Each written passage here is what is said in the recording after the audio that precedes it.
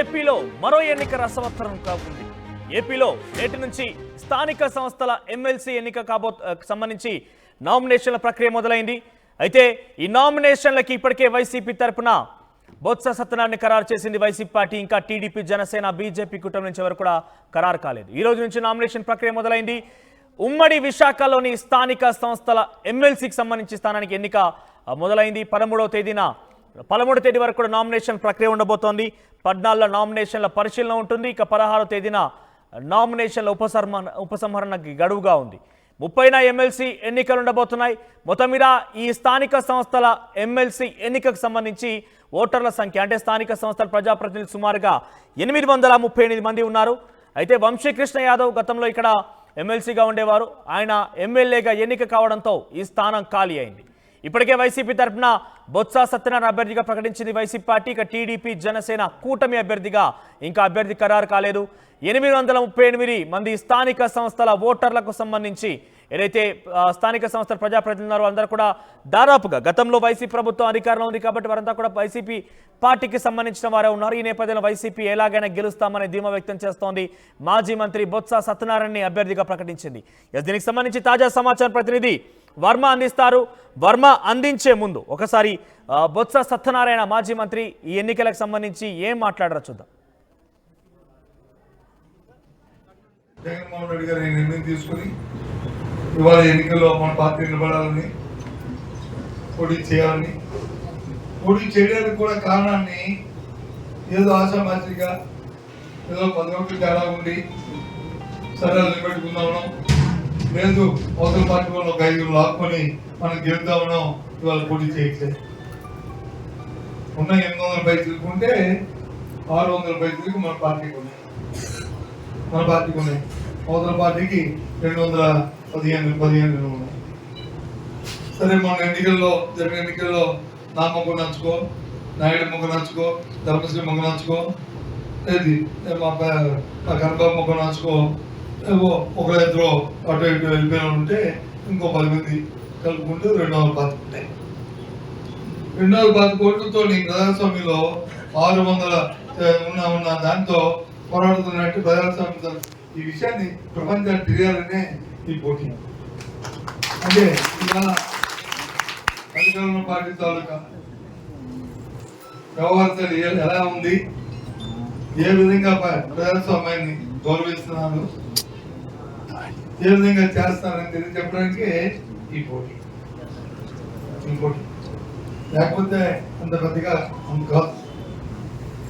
అయినా ఒక 5, 3, 10 ఉంటే పోటీ చేసి వాళ్ళకున్న అసంతృప్తి ఉన్న వాళ్ళు చేసుకోవాలి అని ప్రలోభాలు పెట్టి చేద్దామని, వాళ్ళకున్న అధికారాన్ని ఉన్న అవకాశాలని ప్రలోభాలు పెట్టి ఇవాళ చేద్దామనే ఆలోచనతో ఇవాళ ముందుకు వస్తున్నారు. కాబట్టి దయచేసి మిమ్మల్ని అందరినీ కోరుతున్నాను, ఎవరు ఏ మనసు స్థాయికి మీరేమి పొగడు ఒక్కరే, మనందరం ఒక కుటుంబం. ఏ కష్టం వచ్చినా, సుఖం వచ్చినా మీ గౌరవం తగ్గకుండా మీ గౌరవాన్ని నిలబెట్టే ఈ పార్టీ నాయకత్వం పనిచేస్తున్న విషయాన్ని ఈ సందర్భంలో అది చిన్న పెద్ద లేదు. ఎందుకంటే గౌరవం అనేది ప్రతి మనిషికి చిన్నవాడికైనా అది అవసరం, పెద్దవాడికైనా అది అవసరం.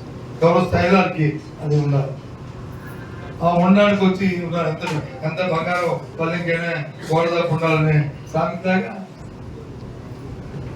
నిలబెట్టుకోవడానికి మనకు గోడదాపులు అవసరం. కాబట్టి ఈ ఎన్నికలకు ఎంత చెప్పట్లేదు.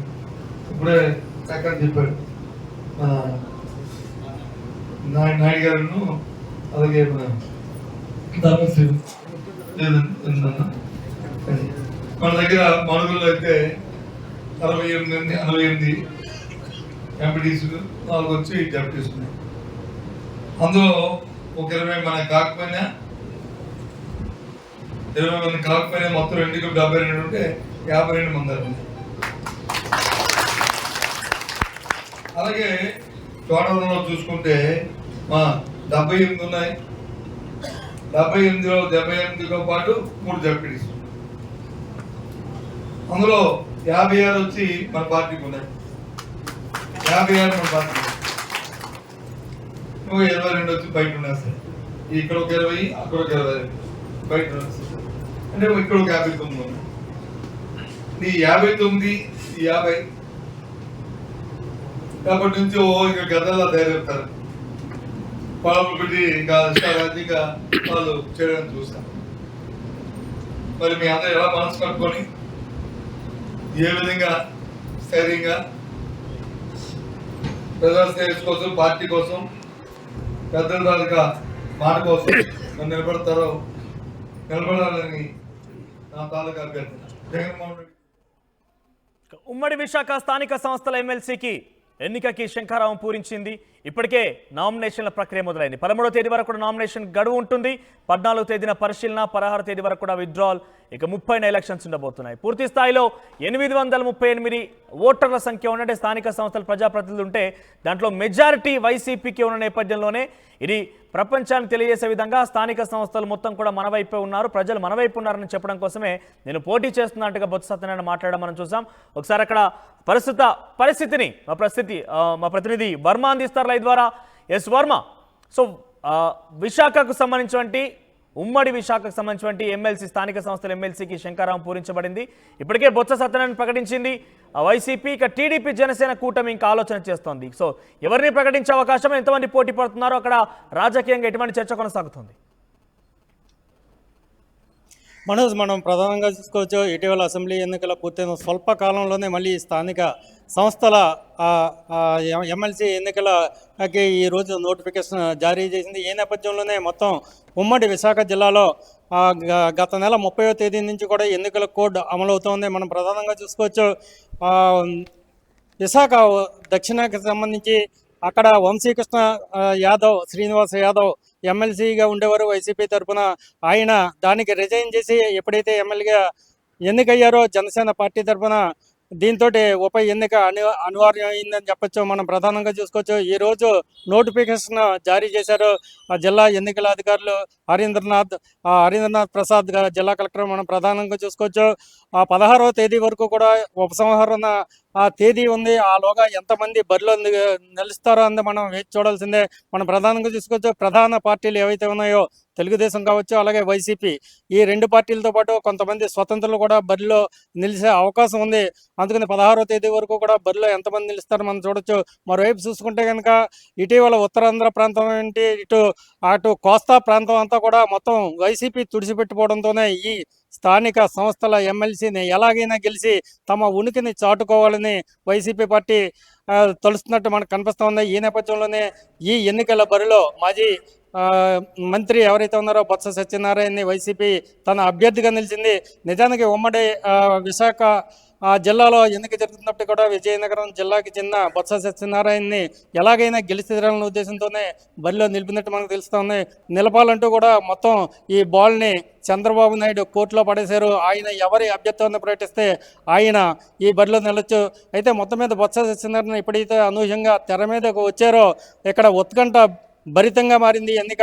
ఆయనకి మంచి పరిచయాలు ఉండటంతోనే వైసీపీ తరపున ఈ సీటుని, తమ సీటు ఏదైతే ఉందో ఎమ్మెల్సీ సీటు వంశీకృష్ణ శ్రీనివాస్ యాదవ్కి సంబంధించి దాన్ని నిలబెట్టుకుంటారన్న ఆశ మొత్తం అందరిలో కనపడుతుంది. మనం ప్రధానంగా చూసుకుంటే కనుక మొత్తం 838 మంది ఓటర్లు ఉన్నారు. యలమంచిలి మున్సిపాలిటీకి సంబంధించి, అలాగే నర్సీపట్నం మున్సిపాలిటీకి సంబంధించిన కౌన్సిలర్లు, జిల్లా వ్యాప్తంగా ఉమ్మడి విశాఖ జిల్లాలో ఎవరైతే ఉన్నారో జడ్పీటీసీలు, ఎంపీటీసీలు, దానికి తోడు విశాఖ గ్రేటర్ ఎవరైతే ఉన్నారో 90 మంది కార్పొరేటర్, వీళ్ళంతా కూడా ఈ ఎన్నికల్లో ఓటు హక్కుని కలిగి ఉన్నారు. ప్రభుత్వం మారిన తర్వాత, కూటమి ప్రభుత్వం ఏర్పాటైన తర్వాత ఎంతమంది, అంటే ఓవరాల్ గా 838 మంది సంఖ్యగా మనం చూస్తున్నాం, ఎంతమంది పార్టీ మారారు, కూటమిలోకి ఎంతమంది డైవర్ట్ అయ్యారు? మనం ప్రధానంగా చూసుకోవచ్చు, మొత్తం 838 మంది ఎవరైతే ఉన్నారో ఈ ఓటర్లు స్థానిక సంస్థలకు సంబంధించి ఎమ్మెల్సీతో మనం ప్రధానంగా ఇప్పటివరకు బయటకు వచ్చిన వాళ్ళు 14 మంది కార్పొరేటర్లు మాత్రమే. వైజాగ్ గ్రేటర్ విశాఖకు సంబంధించి 14 మంది కార్పొరేటర్లు బయటకు వచ్చారు. ఈ నేపథ్యంలో చాలామంది రూరల్ ప్రాంతంలో కూడా ఇటు అధికార పార్టీ వైపు మొగ్గే అవకాశం ఉందన్న ఉద్దేశంతోనే మొత్తం అధికార పార్టీ ఏదే కూటమికి సంబంధించి తమ అభ్యర్థిని నిలబెడతా ఉన్నారు. దీని గురించే బొత్స సత్యనారాయణ పదే విమర్శిస్తూ ఉన్నారు. ఆయన ఎప్పటికే కూడా సుడిగాలి పర్యటన చేస్తూ ఉన్నారు. తమ ప్రచారాన్ని ముమ్మరం చేశారు. అధికార కూటమి పార్టీ ప్రలోభ పెట్టి మా పార్టీ తరపున ఎవరైతే గెలిచారో జడ్పీటీసీలు కావచ్చు, ఎంపీటీసీలు కావచ్చు, కార్పొరేషన్లో కౌన్సిలర్లు కావచ్చు, కార్పొరేటర్లు కావచ్చు, మున్సిపాలిటీలో కౌన్సిలర్లు కావచ్చు, వాళ్ళని తమ వైపు తిప్పుకుంటున్నారు. ప్రలోభాలకు గురయ్యి ఏదో విధంగా మమ్మల్ని ఓడించడానికి ప్రయత్నిస్తున్నారు. ఆయన పదే పదే విమర్శిస్తున్నారు. మనం చూడొచ్చు 838 ఆ ఓటర్లతో పాటు ఎక్స్ ఆఫీసుకి సంబంధించి ఇక్కడ ఉన్న వాళ్ళంతా కూడా పార్లమెంటు రీసెంట్గా పార్లమెంటు గెలిచిన వాళ్ళు కావచ్చు, ఎమ్మెల్యేలు కావచ్చు, వాళ్ళంతా కూడా ఎక్స్ ఆఫీసియో బలం అంతా కూడా కూటమి వైపే ఉంటుంది. మరోవైపు కొత్తగా ఎందుకైనా రాజ్యసభకు ఎవరైతే ఉన్నారో ఎస్వి సుబ్బారెడ్డి గారు కావచ్చు, గొల్ల బాబురావు కావచ్చు, నిరంజన్ రెడ్డి, వీళ్ళు ముగ్గురు కూడా తమకు కూడా ఓటు హక్కు కల్పించాలని ఈరోజే ఒక ప్రతిపాదన పంపించారు. జాయింట్ కలెక్టర్ ఎవరైతే ఉన్నారో అసిస్టెంట్ రిటర్నింగ్ అధికారి, ఎన్నికల అధికారికి, మా ముగ్గురికి కూడా మీరు విశాఖపట్నానికి సంబంధించి ఉప ఎన్నిక ఎమ్మెల్సీ ఎన్నికల్లో మాకు ఓటు హక్కు కల్పించాలని చూస్తున్నారు. ఈ నేపథ్యంలో మరి ఈ ముగ్గురికి కూడా ఓటు హక్కును కల్పిస్తారా లేదా అనేది ఇక్కడ మనం వెయిట్ చూడాల్సిందే. ఈ నేపథ్యంలోనే 838+3 అంటే 841 వరకు కూడా ఈ ఓటింగ్ పాల్గొనే కొంతమంది చనిపోయిన వాళ్ళు ఉన్నారు, కొంతమంది పార్టీ మారిన వాళ్ళు ఉన్నారు. ఇందులో ఈ కూటమి అధికార పక్షంలోకి ఎంతమంది వచ్చి చేరతారన్నది మనకి ఎన్నికల వరకు కూడా సస్పెన్స్గానే. మరోవైపు చూసుకుంటే ఇంకా అటు పార్టీ ఈ పార్టీ కూడా 2 పార్టీలు కూడా క్యాంప్ ఎలక్షన్కి క్యాంపు కార్యాలయాలు సిద్ధం చేస్తూ ఉన్నారు. ఆ కూటమిలో ఆ క్యాంప్కి ఎంతమంది వెళ్తారు, ఈ క్యాంప్కి ఎంతమంది వచ్చి మనం ప్రధానంగా చూసుకోవచ్చు. ఎవరైతే ఉత్తరాంధ్ర వైసీపీ కోఆర్డినేటర్ ఉన్నారో ఎస్వి సుబ్బారెడ్డి గారు ప్రత్యేకంగా ఆయనతోటి మంతనాలు జరుపుతూ ఉన్నారు. ఎవరైతే ఉన్నారో తమ ఓటర్లు చేజారిపోకుండా ఆయన గట్టి ప్రయత్నం చేస్తున్నట్టుగా కనబడుతుంది. ఎంతవరకు వీరి ప్రయత్నాలు ఫలిస్తాయని మనం వేచి చూడాలి. మనోజ్.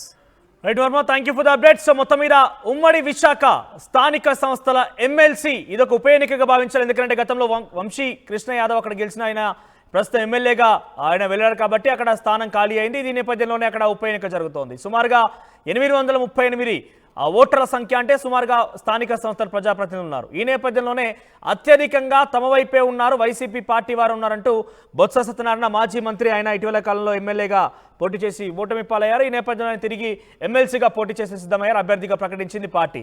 ఇక టీడీపీ కూటమి తరపున, టీడీపీ జనసేన బీజేపీ కూటమి పార్టీ తరపున చాలా మంది ఆశాభావులు ఉన్నారు. కానీ ఎవరిని వరించబోతుందో ప్రస్తుతం సస్పెన్స్ నెలకొంది. ఈ రోజు నుంచి నామినేషన్ ప్రక్రియ మొదలైంది.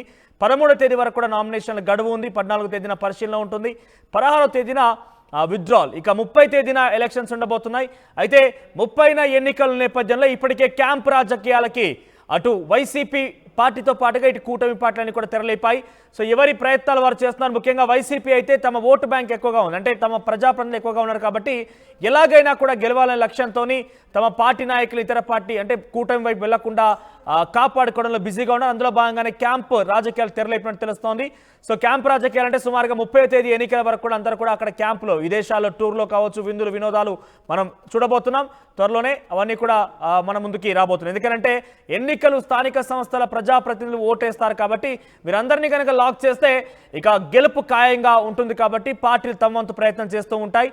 సో త్వరలోనే టీడీపీ జనసేన బీజేపీ కూటమి అభ్యర్థి ప్రకటించే అవకాశం ఉంది. ఆ తర్వాత మరింతగా ఈ ఉప ఎన్నికకు సంబంధించినటువంటి ఈ విషయాలు రసవత్తరంగా మారబోతున్నాయి.